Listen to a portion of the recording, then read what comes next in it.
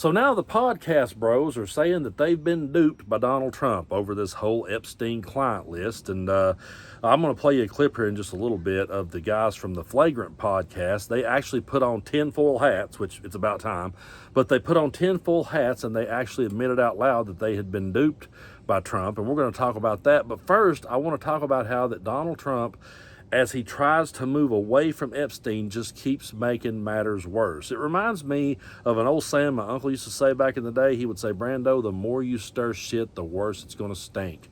And that's truly the case when it comes to Trump and Epstein. The more that the pot gets stirred, the more that it stinks, and the more that it just reeks that Donald Trump looks guilty as sin. This is one of those moments in time where, let's say Donald Trump is innocent, and I know no one actually believes that, but let's just say for a moment that he is. This is one of those moments in time where the more he talks about it, the more guilty he looks. And now it's came out that he actually flirted with the idea of pardoning Ghislaine Maxwell. Yeah, Jeffrey Epstein's partner in crime that went to prison for him. Trump considered pardoning her because of what she might say if she was released. And, hey, he would give her a pardon and maybe then she wouldn't talk. And that doesn't raise a giant red flag to people. People doesn't stop and pump the brakes and say, oh, wait a minute, what in the hell is going on? Every time this guy speaks about Epstein, he just makes matters worse. And really, in all honesty, as far as pardoning her goes, he might as well. I wouldn't be shocked. I think he would still keep supporters if he did. He's already pardoned criminals. He's already pardoned people that tried to overthrow the government, insurrectionists who beat up police officers and caused them to lose their lives and everything else. And he's already made those people out to be patriots. So he might as well add pedophiles to his list. He might as well add predators to his list of people that he wants to pardon, because the people he's pardoned has went right back out on the street and done even more violence. So, the idea that he flirted with it, and the idea, I'm actually more surprised they didn't let him do it. But this tells you that if his own loyalists, the ones that would absolutely lick his ass on their quest, if those people would say, no, you cannot do this one, then that really says something. And that also kind of tells you why every time Kash Patel and Dan Bongino is in front of a camera these days, they kind of look like they're dying on the inside. But, hey, I will at least give it to the bros over at the Flagrant podcast. They went ahead, they put on the tinfoil hats, and they just admitted that they've been duped. So we're going to play that clip, and then we're going to talk more about it. Do you want to waste the time, and do you feel like answering? I don't mind answering. I can't believe you're asking a question on Epstein at a time like this, where we're having some of the greatest success and also tragedy with what happened in Texas. It just seems like a desecration, but you go ahead. Sure. First, to back up on that, in February. So we're stupid. Yeah. We're the fucking idiots, guys.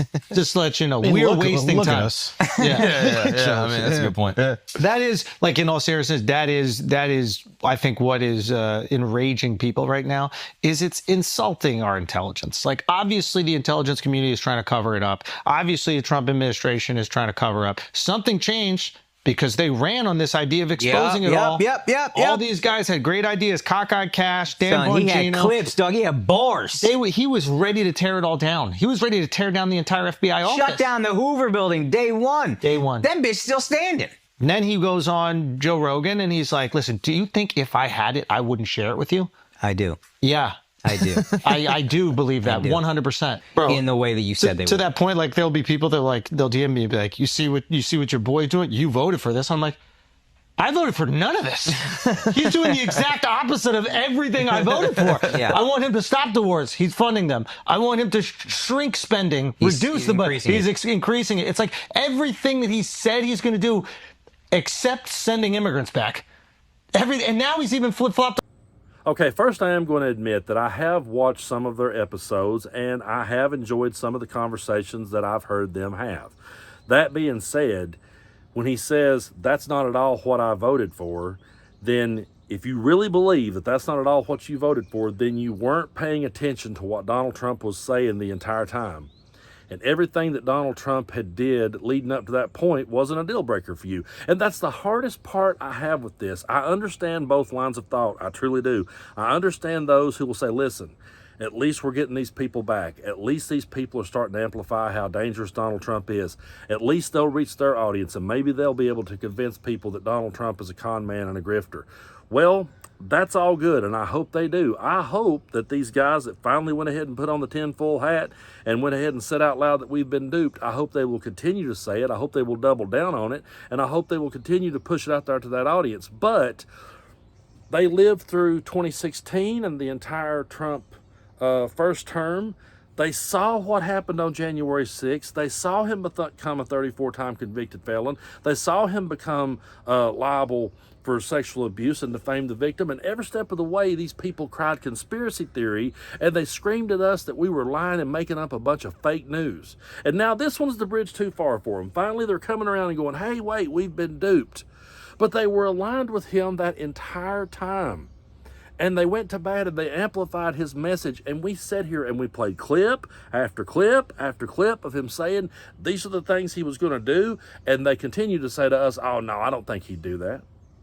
And we said, yeah, he's saying he's going to do that. He's saying mass deportations. Oh, well, he's just going to get the criminals. No, he's saying mass deportations. He's calling people coming to this country to make a better way for themselves. He's saying they should be rooted out like vermin. He is quoting straight from dictators in the past who took it too far. We tried every way in the world to raise every red flag imaginable and say, look, this doesn't look right. This smells bad. I really do believe when he gets in, he's going to do that. We got called hyperbolic. We got told we were just saying these things to get people worked up and doing it for clicks. And now all this stuff is happening. And they're going, whoa, that's a bridge too far. Whoa, that's not what we voted for.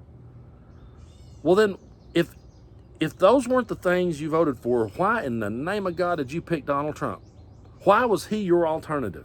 That's the part that I will never understand. And I'll never understand the Joe Rogans of the world who could go, other than just being a grifter, who could go from supporting Bernie Sanders. Okay, if you support Bernie Sanders and his ideas, how do you make the transition over like this to Donald Trump and his ideas? Those are two completely different sides of the pendulum.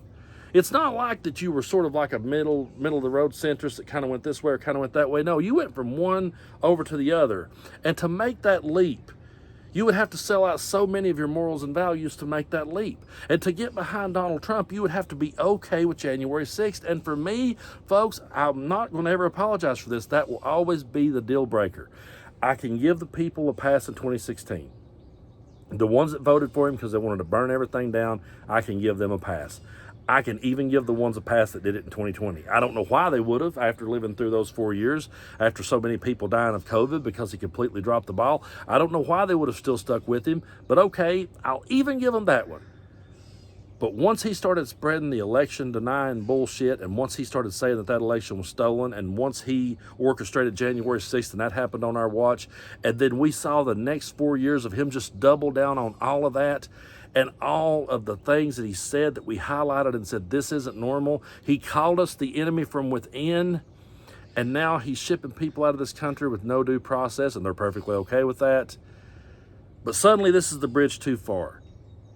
And my question is it the bridge too far because, is it the bridge too far because now you look stupid? Well, you look stupid the entire time, but is it because you sat there and talked about this list so much that now you want to say, hold on a minute, wait? But all those other things was okay? All those other things Donald Trump did was okay. Look, I'm glad, and thanks for putting on the tin hat. Thanks for doing that. Thanks for saying you were duped. I appreciate it. Now double down on that and continue to say it. Continue to call Donald Trump out for what he truly is. Because I just don't understand how you can sit there and say, yeah, I have a lot of progressive viewpoints, and yeah, I believe women should have control of their own bodies, and yeah, I believe gay and trans people should be able to live peacefully, but I'm going to go over here and vote for the guy that's going to rip it all away. That makes no sense. And it's just really hard for me, folks. Maybe in time, I would be able to sit down with somebody like Andrew Schultz on that podcast. Maybe one of these days I'll be able to look over at him and go, hey, glad you're here. Glad you made it. But right now it's still really hard for me because of all the death threats I've got and because of all of the enemy from within bullshit that's been thrown at me, just because I wanted to see people have a living wage, just because I wanted to see women be able to control their own bodies and make their own medical decisions, just because I wanted to see people get to come here and be celebrated for wanting to come to this country and make a better way for themselves, just because I wanted gay and trans people to be treated like human beings. There has been more hate and vile, disgusting shit thrown on people like us for the stances we've taken, and then, oh, we've been duped. Oh, wow, he was a con man. There's way more to say here than we've been duped.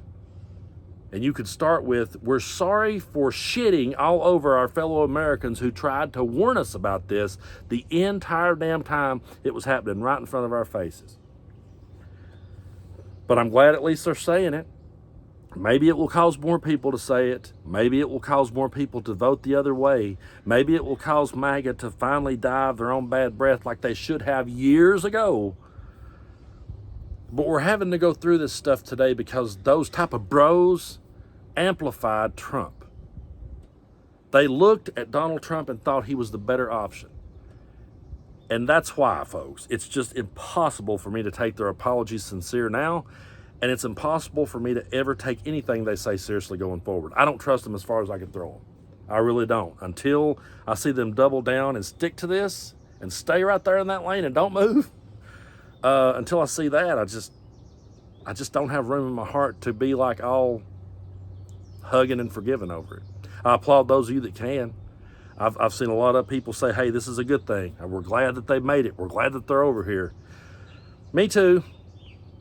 But I still ain't forgot just yet all the shit you was willing to swallow